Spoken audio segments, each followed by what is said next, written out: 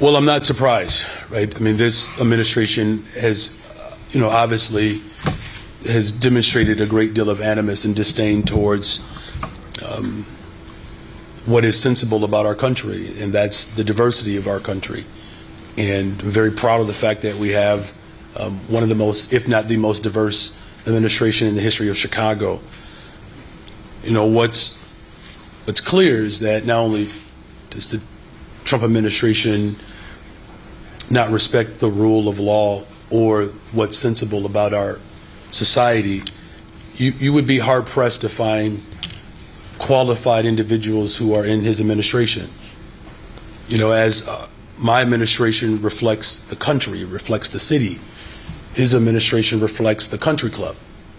And that is the biggest difference between what we're doing in Chicago and what is coming from the federal government. We're going to remain firm and steadfast in our commitment to ensure that the incredible diverse talent that we have within our administration that continues to lead us towards the safest, most affordable big city in America, we're not going to shy away or apologize for who we are. Were you surprised? No.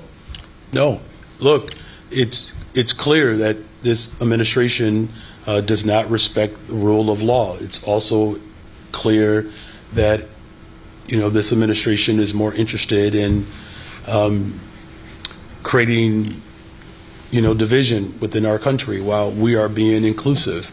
Proud of the fact that we have individuals that have legal backgrounds, operational backgrounds, education backgrounds. I mean, when I think about, again, just the diversity of my administration, we're working hard every day to make sure that the values of my administration reflect the uniqueness of the city of Chicago, and we're doing that. And that's what the people of this country, that's what they really want. This divisive tactic that this administration is just dead set on engaging in, I'm confident that the goodwill of people, everyday people who are approaching me about how we can create more opportunities for young people, right?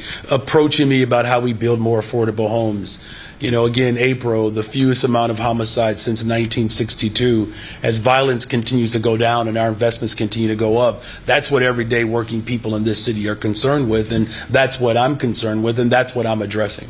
Final question. Does it feel retaliatory? And secondly, do you have any sense of how much this could cost the city of Chicago to sort of handle it, to defend it, to respond, man hours, et cetera?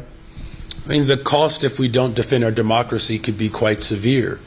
Here's what my approach has always been. It's about making sure that the city moves in the direction that benefits the wholeness of our city. Now, look, no one is going to argue, not here in Chicago, that we have lacked fairness and equity in this city. That's evident by the numbers tell us that.